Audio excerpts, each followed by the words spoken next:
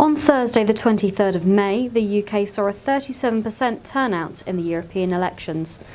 The vote was to decide who would represent Britain in the European Parliament. However, many EU citizens arrived at polling stations to the news that they would not be allowed to vote. But my own experience of the election was a really dispiriting and humiliating one. I registered to vote far in advance. I was given multiple confirmations, both in writing and orally over the phone, that I was eligible to vote. And when I showed up at the polling place, I was told that I was not eligible to vote, and that I had not provided a necessary form that no one ever informed me about during the process. David was turned away at the polling station, even though he had received confirmation numerous times that he was eligible. What I think is particularly troubling is that the Electoral Commission provided written confirmation by email, and the council mailed a confirmation that explicitly said in the letter, you don't need to do anything else to confirm your eligibility. I then subsequently called to verify, because I hadn't received any further confirmation that I was eligible to vote. And I spoke to someone over the phone who told me explicitly, yes, you're fine, no need to worry. But he wasn't the only person. So I called the council to ask where my station was, and when I called them, they asked for like my address and my name and stuff, and said, "Oh, you can't actually vote in these elections as an EU citizen." And I was like, "These are the EU elections. What are you talking about?" And they were like, "Oh, yeah, you registered to vote, so you can vote in like all the other like local elections, but because you didn't send back this form, then we can't actually let you vote."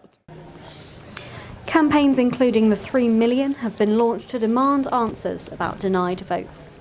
All the things I've seen that you can sort of sign up to, like I'll register to complain, like I've done all of these, like I've written about this thing to like my MP and like the Electoral Commission and the 3 million, which is the sort of organization. Like I've done all of these things, like I do support it. A statement made by the Electoral Commission says that all eligible EU citizens have the right to vote in the EU elections in their home member state. If an EU citizen instead chooses to vote in the EU election in the UK, there is a process for them to complete to essentially transfer their right to vote from their home member states to the UK. And this has to be done sufficiently in advance of polling day. UK law sets this as 12 working days in advance of the poll.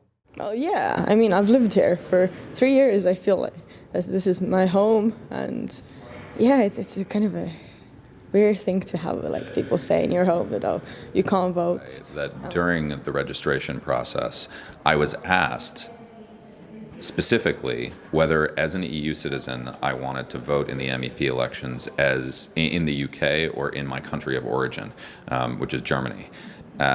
And I answered, I chose the UK during the registration process. The Electoral Commission have issued the following statement.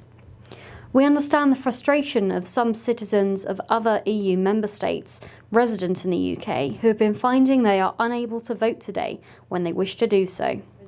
The very short notice from the government of the UK's participation in these elections impacted on the time available for awareness of this process amongst citizens and for citizens to complete the process.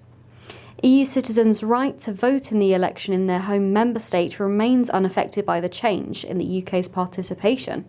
In order to do so, they would need to be registered in that country in accordance with that country's process and timetable. Kit Saylor, That's TV.